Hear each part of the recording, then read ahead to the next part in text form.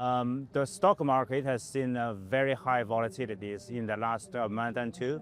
But Bitcoin, you see, actually that's been quite resilient. It's been keeping around 75 to 95 at the moment, I think, and actually getting stronger. So the main reason is people are thinking about what is the alternative. So Bitcoin, as it's called, the digital gold, is perceived as perhaps the only alternative. You see, the old-fashioned people investment is coming to the golds, the real golds, right? They're not just buying the paper, they're buying the real golds, physical golds. On the other hand, if you cannot buy physical golds, what can you buy? Bitcoin. But that's something that I do see, I think will continue in the short term, and before we see a broader market for the crypto to go up. So the Bitcoin rally last week was mainly due to another speculation that the Federal Reserve of the US is going to cut interest rates. So we're probably going to stop the tightening cycle and continue the easing cycle, which means there'll be more dollar flooded into the system. And that's why gold, Bitcoins, and all these hard assets actually just ran up. At the end of this year, I think we're probably going to hit as high as 250,000 US dollars per coin. And that's like $250,000.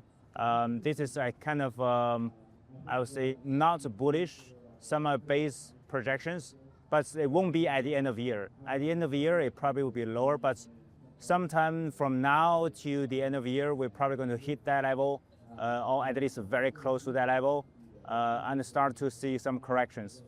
You know, 2049, this is the biggest event for crypto and blockchain industry. This has been held for the last couple of years out of London, Singapore, and Dubai. And Dubai is mostly, I think, welcomed by global attendance. The most important thing is this provides a very good time, just for about 2 or 3 days, gathering, I think, close to 1 million people coming from all over the world to discuss about new ideas, getting deals done, and really building, I think, a partnership and trust. For the region, it's actually even more interesting because a lot of the new policies, a lot of new deals is actually announced. If you look at just from the big deals on the stable coins, as well as the deals on the financial institutions adoptions, etc., they all announced in the last few days, and we're probably a few more coming today and tomorrow. We are very, very strong in terms of technical support and also the infrastructure builds, everything internally. So it's all in-house. We don't have dependencies over external parties. And that's actually what you think about the client assets. We want to make sure when anything happens, we can manage. On the second hand, we use probably the latest whatever solutions that is available to optimize and streamline our process, etc. But when it comes to client security, we are very conservative. We look at all the big guys from BlackRock to Franklin Templeton's, Fidelity's, all these US and global asset managers start to use it. And of course, the sovereign wealth funds from the region and also all of the world actually acquiring Bitcoins as a part of their reserves.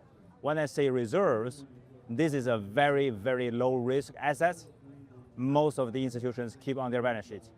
It used to be only one asset, that's gold. And now we have a second.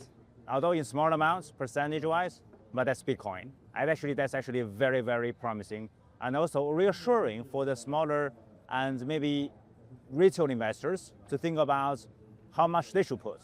If the sovereign wealth fund is putting 3-5%, should I put more or less?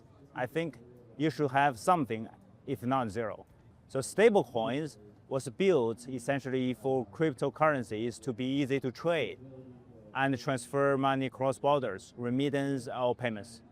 But now, these actually could broader that applications in terms of managing your treasury funds, making your salary payments, and also all sorts of things, investments, which will come very, very quickly, I think, in the region.